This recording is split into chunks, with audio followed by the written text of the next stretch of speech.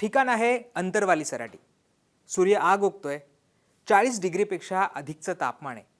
एका शेतात रिकामे केलेली जागा आहे आणि अशा तळपत्या उन्हात आंदोलनाला बसलेत मनोज जरांगे पाटील। मराठा समाजाच्या मागण्यांसाठी मनोज जरांगे पाटील यांनी तीव्र आंदोलन सुरू केलंय। आज सकाळपासून ते अन्न पाणी न घेता रखरखत्या उन्हात अंतरवालीतील एका शेतात उपोषणाला बसलेत। यावेळी त्यांनी केवळ उपोषण नाही तर उन्हात आंदोलन करण्याचा निर्णय घेतलाय। सरकारकडून चर्चांच्या फेऱ्या सुरू आहेत। मनोज जरांगे पाटील यांच्या मागण्यांची तुम्हाला माहिती सुद्धा असेल, ते आपण नंतर सविस्तर पाहणार आहोतच। पण यामध्ये एक महत्त्वाची मागणी मनोज जरांगे पाटील यांनी केली आहे, ती म्हणजे सातारा संस्थानचं गॅझेट तात्काळ लागू करण्याची मागणी। त्याचा GR काढा असं मनोज जरांगे पाटील म्हणाले। आता सरकारला जसा हैदराबाद गॅझेट लागू करण्याबाबत GR काढला होता, तसा GR सातारा संस्थानाबाबत काढणं शक्य आहे का? सातारा संस्थानचं गॅझेट लागू करायचं तर सरकारसमोर काय पेच आहे? सातारा संस्थानचं गॅझेट खरंच लागू होऊ शकतं का? हे सगळं आपल्याला या व्हिडिओच्या माध्यमातून समजावून घ्यायचं आहे, त्यामुळे हा व्हिडिओ शेवटपर्यंत पाहायला विसरू नका। मनोज जरांगे पाटील यांनी विविध मागण्यांसाठी पुन्हा आंदोलन पुकारलंय। जरांगे पाटील मुंबईत आले होते तेव्हा त्यांच्या अनेक मागण्या या सरकारने पूर्ण केल्या होत्या, पण मागण्या पूर्ण झाल्या असल्या तरी त्याची अंमलबजावणी होत नाहीये असा आरोप आता करण्यात येतोय। सरकारने हैदराबाद गॅझेट लागू करण्याचा निर्णय घेतला।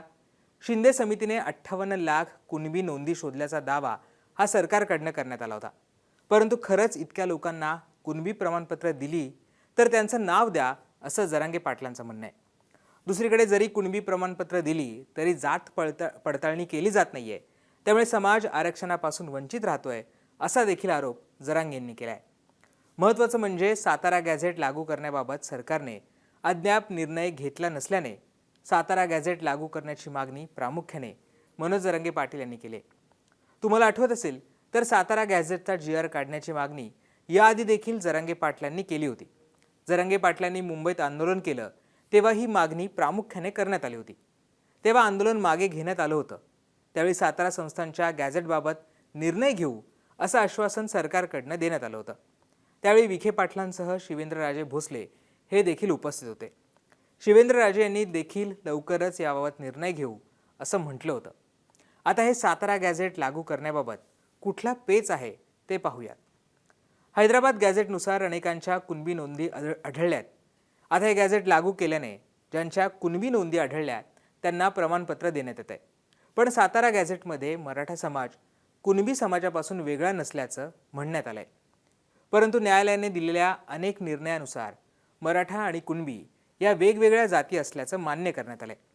त्यामुळे सातारा गॅझेट लागू केल्यास कायदेशीर पेच निर्माण होईल असं तज्ज्ञांचं म्हणणं आहे। सरकारच्या विधी व न्याय विभागाने देखील सातारा गॅझेट लागू करण्यामध्ये कायदेशीर पेच असल्याचं म्हटलंय। दुसरीकडे हैदराबाद गॅझेट लागू करण्याबाबतच्या निर्णयाविरोधात काही लोकांनी न्यायालयात देखील धाव घेतली आहे। उद्या या GRला स्टे मिळाल्यास सातारा गॅझेटला देखील स्टे मिळण्याची शक्यता ही नाकारता येत नाहीये। अशा वेळी पुन्हा एकदा कायदेशीर पेच प्रसंग निर्माण होण्याची शक्यता आहे। याबाबत विखे पाटलांनी जेव्हा जरांगे पाटलांची भेट घेतली त्यावेळी त्यांनी देखील या कायदेशीर पेच प्रसंगाची त्यांना माहिती दिली। आता मनोज जरांगे पाटील यांनी केलेल्या मागण्या आणि त्याला सरकारने काय उत्तर दिलंय ते सुद्धा थोडक्यात पाहूया। तर मनोज जरांगे पाटील यांनी कुठले मुद्दे उपस्थित केले ते आपण समजावून घेतोय। त्यामध्ये त्यांनी पहिला मुद्दा उपस्थित केला होता तो म्हणजे 58 लाख नोंदींची माहिती देण्यात यावी। त्यावर जी सरकारने वस्तुस्थिती काय मांडली आहे ती पण पाहूयात। त्यामध्ये सरकारने म्हटलंय की माननीय न्यायाधीश शिंदे समितीने शोधलेल्या नोंदी सर्व जिल्ह्याच्या शासकीय संकेतस्थळावर उपलब्ध आहेत। संबंधित नागरिक संकेतस्थळाला भेट देऊन नोंदी बघू शकतात। आवश्यकता असल्यास नोंदींची प्रत काढून देण्यात येईल असं उत्तर सरकारकडनं देण्यात आलंय। दुसरा मुद्दा होता तो म्हणजे हैदराबाद गॅझेटनुसार कुणबी जातीचे दाखले देण्यात यावेत। त्यावर उत्तर आलंय विभागीय आयुक्त छत्रपती संभाजीनगर यांनी दाखले वितरित करण्यासाठी SOP तयार केली आहे। या SOPच्या आधारे दाखले देण्यासाठी पुढील 3 महिन्यांमध्ये गृहभेटी, विशेष शिबिरे आयोजित करण्यासाठी विभागीय आयुक्त व जिल्हाधिकारी यांच्यावर जबाबदारी निश्चित करण्यात येईल। सर्व जिल्हाधिकारी यांच्या मार्फत या कामाचा प्रत्येक आठवड्याला आढावा घेण्यात येईल। या कामामध्ये निष्काळजीपणा करणाऱ्या अधिकाऱ्यांवर शिस्तभंग विषयक कारवाई करण्यात येईल असं उत्तर हे सरकारने दिलंय। पुढचा मुद्दा जरांगेंनी मांडला होता तो म्हणजे जात पडताळणी प्रमाणपत्र तातडीने देण्यात यावेत। त्याच्यावर वस्तुस्थिती सरकारने मांडली आहे ती अशी आहे की विभागीय आयुक्त दर 15 दिवसांनी या कामाचा आढावा घेतील असं सरकारने म्हटलंय। पुढेचा मुद्दा होता तो म्हणजे सातारा गॅझेटची अंमलबजावणी करावी। आता यावर सरकारने काय उत्तर दिले ते सुद्धा आपण बघूयात. त्याच्याबाबत सरकारचं म्हणणं आहे, याबाबत महाअधिवक्ता ॲडव्होकेट जनरल यांचे मत घेऊन कार्यवाही करण्यात येईल असं सरकारने या सगळ्यामध्ये उत्तर दिलेलं आहे. पुढची मागणी होती ती म्हणजे मराठा समाजासाठी स्वतंत्र मंत्रालय स्थापन करण्यात यावं. यावर उत्तर आहे, मराठा आरक्षण कक्ष स्थापन करण्याबाबतची कार्यवाही पुढील 1 महिन्यात करण्यात येईल असं सरकारने म्हटलंय. पुढचा मुद्दा होता तो म्हणजे मराठा आरक्षण आंदोलनामध्ये मृत्युमुखी पडलेल्या व्यक्तींच्या वारसांना अर्थसहाय्य द्यावं. त्यावर सरकारचं म्हणणं आहे, एकूण मृत्युमुखी पडलेल्या 306 आंदोलकांपैकी 275 आंदोलकांच्या वारसांना शासनामार्फत अर्थसहाय्य देण्यात आलेलं आहे.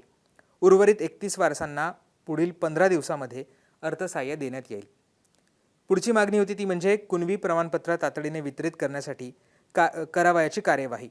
यावर सरकारचं उत्तर आहे, नोंदी शोधणं, कुणबी जात प्रमाणपत्र, जात पडताळणी प्रमाणपत्र याबाबत नागरिकांना सहाय्य करण्यासाठी संबंधित जिल्हाधिकारी कार्यालयामध्ये हेल्पलाईन पुढील 8 दिवसामध्ये सुरू करण्यात येईल असं सरकारने म्हटलं होतं.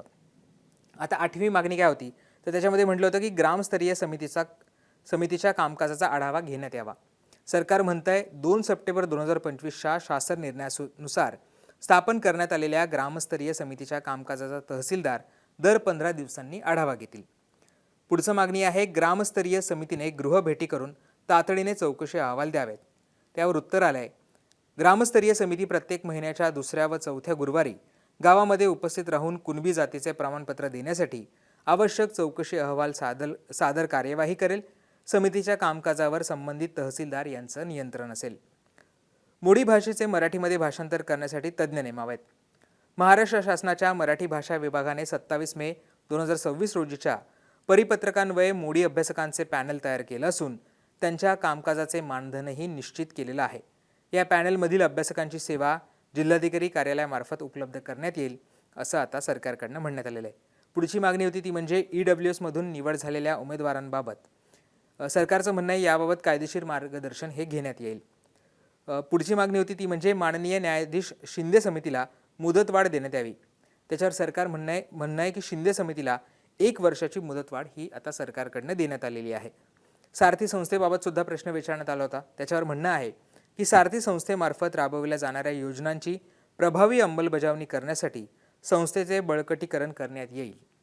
शेवटची मागणी होती ती म्हणजे अण्णासाहेब पाटील आर्थिक विकास महामंडळाबाबतची.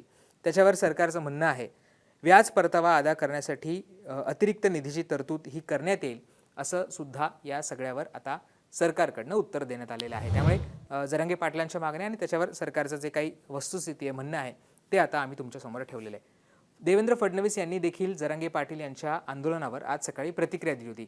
त्यांचं म्हणणं होतं की कायदा संविधान यांच्या चौकटीत ज्या कुठल्या गोष्टी करता येतील त्या करण्यासाठी आम्ही तयार असल्याचं त्यांनी यावेळी स्पष्ट केलं आहे. त्यामुळे आता सरकार जरांगे पाटलांच्या मागण्या मान्य करतं का हे पाहणं महत्त्वाचं असणार आहे. दरम्यान आम्ही हा व्हिडिओ शूट करत होतो तोपर्यंत जरांगे पाटलांचं उपोषण हे सुरू होतं. आता जरांगे पाटील त्यांचं आंदोलन मागे घेतात की सरकार त्यांच्या मागण्या मान्य करतात हे पाहणं महत्त्वाचं असणार आहे.